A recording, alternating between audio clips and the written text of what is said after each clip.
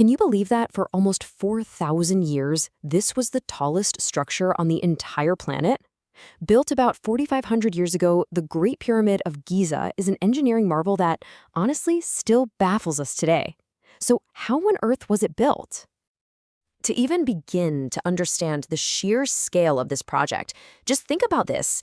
The Great Pyramid is estimated to weigh a colossal 6 million tons. I mean, that number is so huge, it's kind of hard to even wrap your head around it. Okay, so let's try to put that into perspective. Let's take the Burj Khalifa, the tallest building in the world right now. It weighs about 500,000 tons. That means the Great Pyramid is more than 10 times heavier than today's tallest skyscraper. Just let that sink in. And that leads to the big question, right? How did they pull off this incredible feat? Remember, they had no cranes, no bulldozers, they didn't even have the wheel for transport. Yet they built a monument so massive and so precise that it's still standing today. So, how is this possible? All right, so our story kicks off around 2560 BC with the Pharaoh Khufu.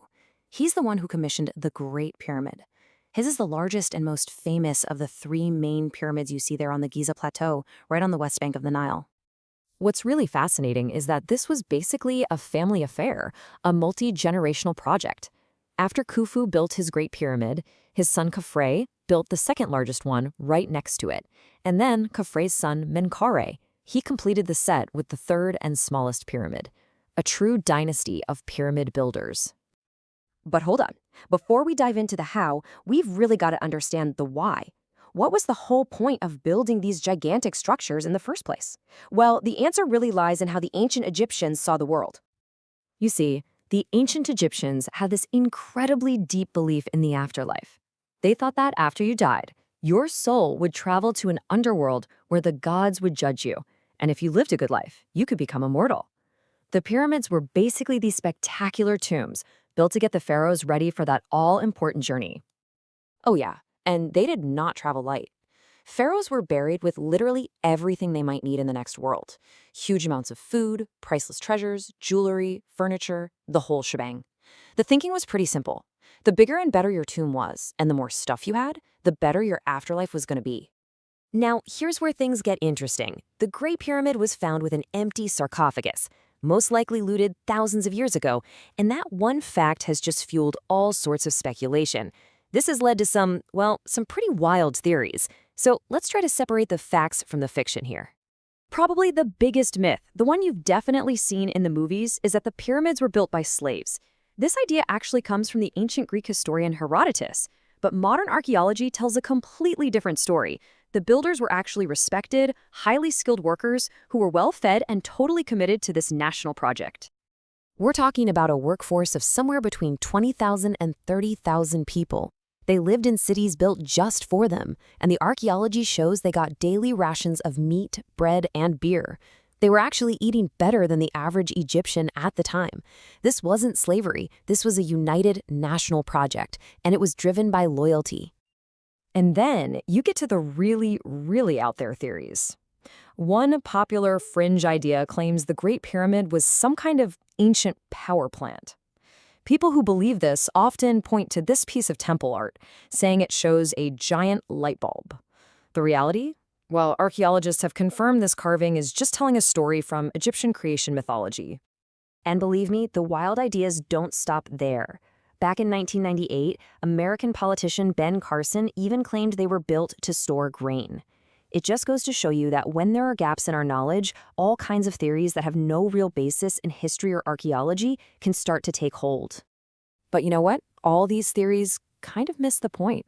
The real story is about the incredible human ingenuity that made it all possible.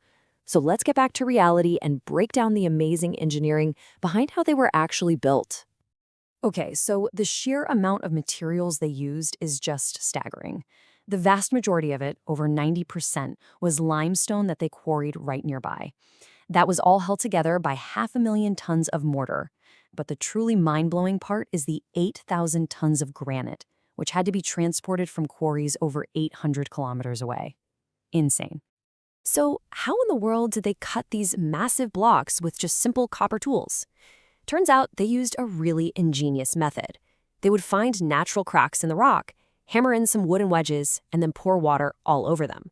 As the wood soaked up the water, it would expand with incredible force and just split the rock.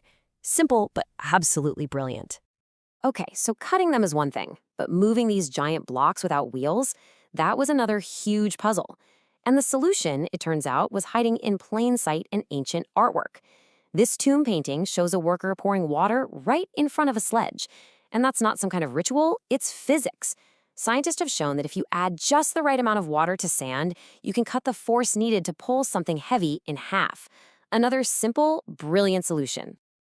Okay, so what about lifting? How did they get these stones all the way to the top? Well, there are two big theories. The first one is a massive ramp system, maybe wrapping around the pyramid, where workers would use ropes and posts to haul the stones up. The second is a lever system, kind of like the shadow machine Egyptians used for ages to lift water from the Nile.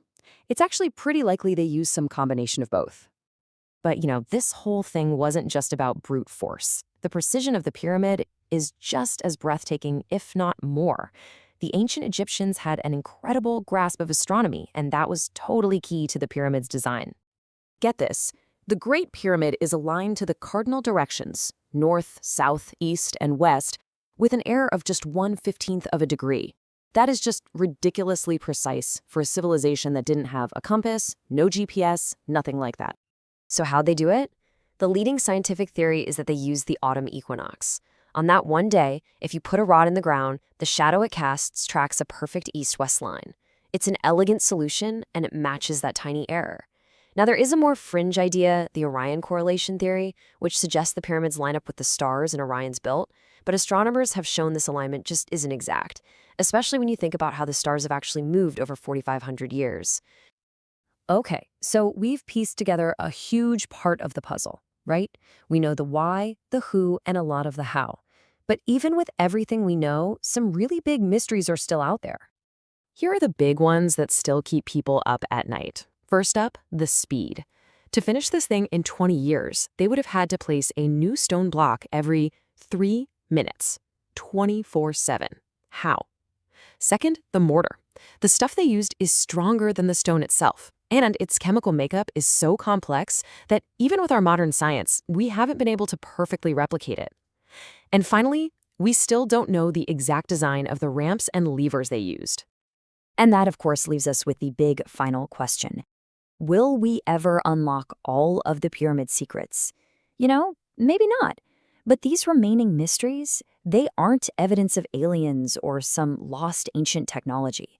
What they really are is this incredible testament to the ingenuity, the organization, and the sheer willpower of the ancient Egyptians. And that leaves a fantastic challenge for the next generation of researchers to solve.